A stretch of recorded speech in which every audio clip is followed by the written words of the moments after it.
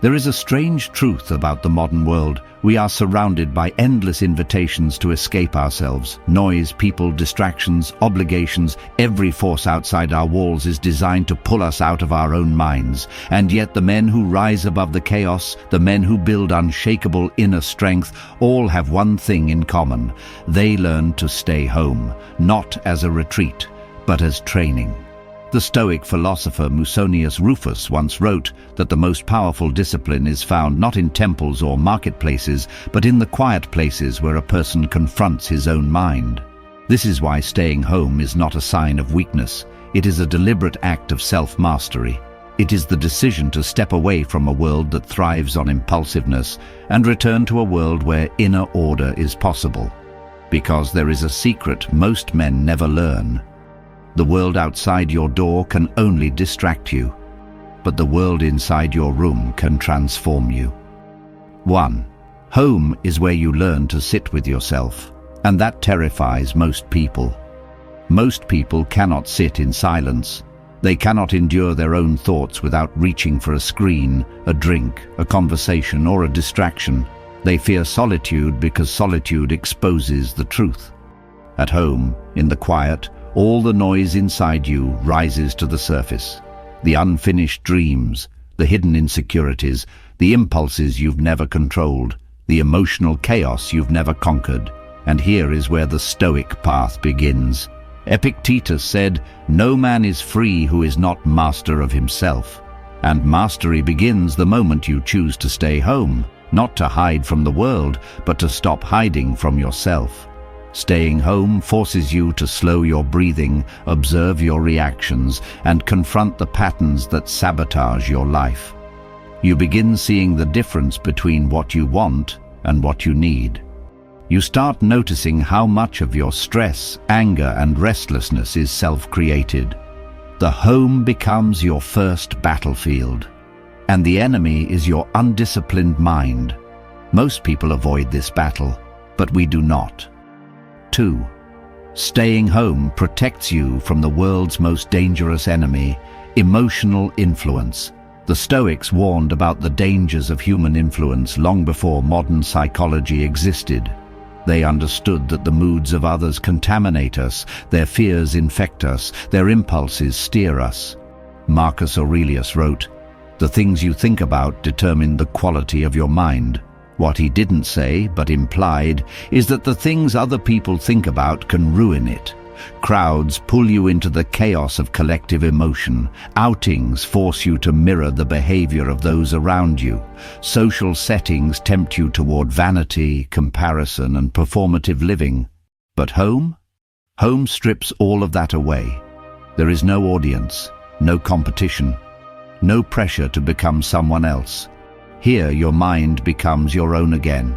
Here you can think slowly, intentionally, deeply. Here your identity becomes something you craft, not something others shape for you. Staying home does not make you antisocial. It makes you untouchable. 3.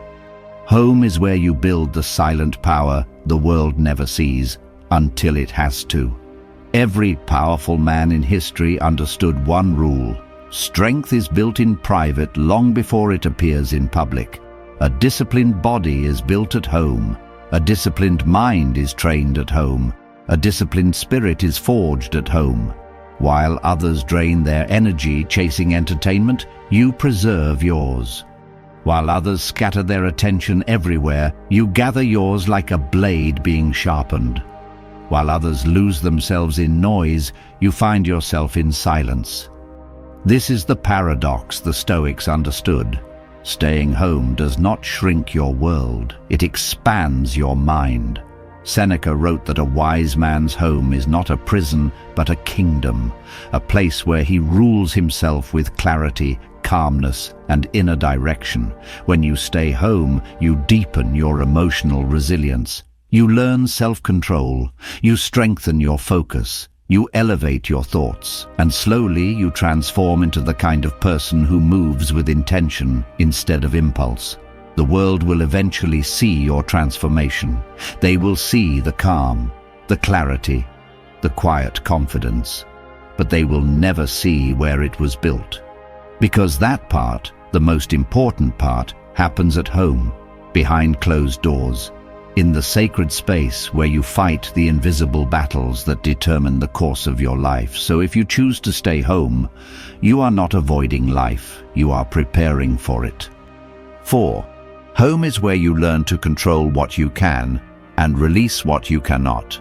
The world outside is built on unpredictability. People change their moods without warning. Circumstances shift in an instant. Life throws noise, chaos, and expectation at you from every direction. But inside your home, something different happens.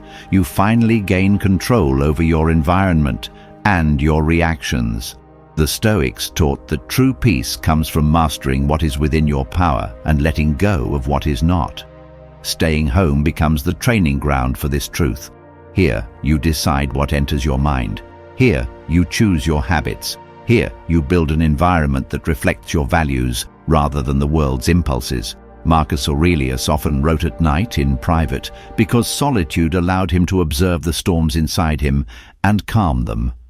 That same power is available to us. When we stay home, we start noticing our emotional triggers. We witness our impatience, our anger, our restlessness. And instead of reacting, we learn to sit with them until they dissolve. At home, we learn the discipline of not chasing every impulse. We learn the strength of not responding to every irritation. We learn the wisdom of separating what is ours from what belongs to fate. And slowly, we develop a kind of inner armor. Not the armor built from pride or toughness, but the armor forged from clarity, restraint, and self-command. This is why staying home is not a retreat. It is an evolution. If this resonated with you, subscribe to the Stoic Verse for more wisdom to guide your journey.